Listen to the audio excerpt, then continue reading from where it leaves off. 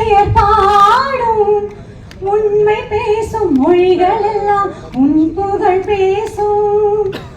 உலகிலாடும் தொட்டிலெல்லாம் உன் பெயர் பாடும் உண்மை பேசும் மொழிகள் எல்லாம் உன் புகழ் பேசும். யுகங்கள் எல்லாம் மாறி மாறி சந்திக்கும் போது, யுகங்கள் எல்லாம் மாறி மாறி சந்திக்கும் போது, உன் முகமலரின் அழகில் மட்டும் முதுமை வராது கந்தா, முதுமை வராது. குமரா சொல்ல சொல்ல இனிக்குதடா முருகா, உள்ளமெல்லாம் உன் பெயரை சொல்ல சொல்ல இனிக்குதடா முருகா. கவியரசரின் வரிகளால் எல்லாம் வல்ல தமிழ் கடவுள் எம்பெருமான் முருகனை வணங்கி மகிழ்கிறேன். இங்கு இருக்கக்கூடிய அவையோர் சபையோர் மேடை பெருமக்கள் அனைவருக்கும் என் அன்பான வணக்கம்.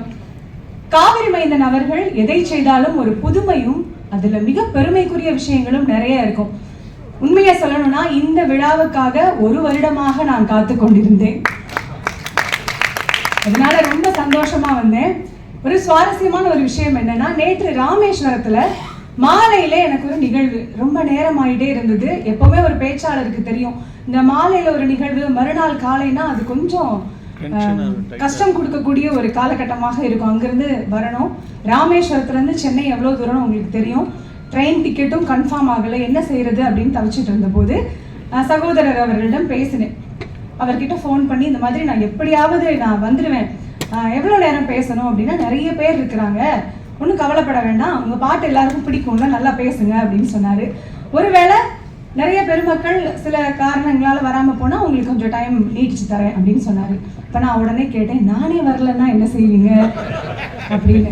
அந்த கேள்வியை கேட்டு முடிக்கிறதுக்குள்ள அவர் ஒரு பதில் சொன்னாரு பாருங்க, நானே பாடிடுவேன் அப்படின்னு. அது மட்டும் இல்ல, என்னென்ன பாட்டு பாடுவேன்னு ஒரு 4 பாட்டு லிஸ்ட் கொடுத்தாரு. சத்தியமா நான் அதிர்ந்து போனேன். ஐயோ கண்டிப்பா நம்ம போயிடணும்னு டென்ஷன் ஆகி அதுக்காகவே வேகமா ராமேஸ்வரத்துல இருந்து அங்க இருந்த ராமநாத சுவாமிகள்கிட்ட உண்மையிலே இதைத்தான் வேண்டிக்கிட்டேன் நேற்று. நான் என் ட்ரெயின் டிக்கெட் கன்ஃபார்ம் ஆகணும், நான் கண்டிப்பா சென்னைக்கு போகணும், இந்த விழாவில் எப்படியும் கலந்துக்கணும்னு. அப்படியே ட்ரெயின் டிக்கெட் மிஸ் ஆனா கூட இன்றைக்கு காலையில மதுரையில இருந்து ஃப்ளைட் இருக்கு, அதுலயும் வரதா நான் நினைச்சு வச்சிருந்தேன். அப்படி இவர் சொன்ன போது, நானே பாடிடுவேன் அப்படின்னு சொன்ன போது எனக்கு மனசுக்குள்ள ஒரு பாட்டு ஓடுச்சு. அது காவிரி மைந்தன் அவர்களுக்காக.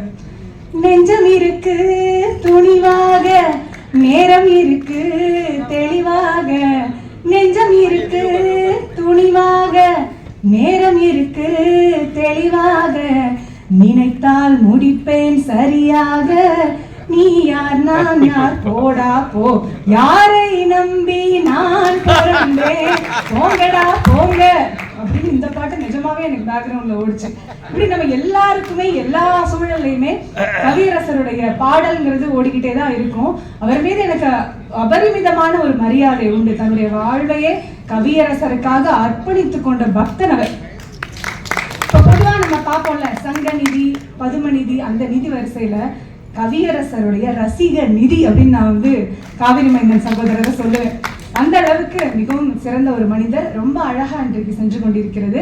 உங்க எல்லாருக்கும் என்னுடைய வேண்டுகோள் என்னன்னா, இவ்வளவு பெரிய பிரம்மாண்டமான ஒரு விஷயத்தை ஒரு நாள்ல நம்ம கொடுக்கும்போது, இதே போல அந்த நேரத்தை சில நேரம் காப்பாற்ற முடியாம போனா கூட ஒரு நாள் நம்முடைய பசி துக்கம் சோர்வு இதெல்லாம் மறந்துட்டு உட்கார்ந்து இருக்கிறது தான் இந்த மாதிரி பெருமக்களுக்கு நாம செய்யக்கூடிய ஒரு சின்ன உதவியாக இருக்கும் அப்படிங்கிறத நீங்க புரிஞ்சுக்கணும். எவ்வளவோ பாடல்கள் கவியரசருடைய பாட்டு. ஒரு 2 பாடலோட என்னுடைய உரையை நிறைவு செய்றேன். ஒரு பெண்ணை எப்படியெல்லாம் வர்ணிக்கலாம், ஒரே பாடல்ல இந்த உலகத்துல இருக்கிற கிரேட்டான பெண்களுடைய லிஸ்ட் எல்லாம் கவியரசர் கொடுப்பாரு. ரொம்ப கவர்ந்த ஒரு பாட்டு இது.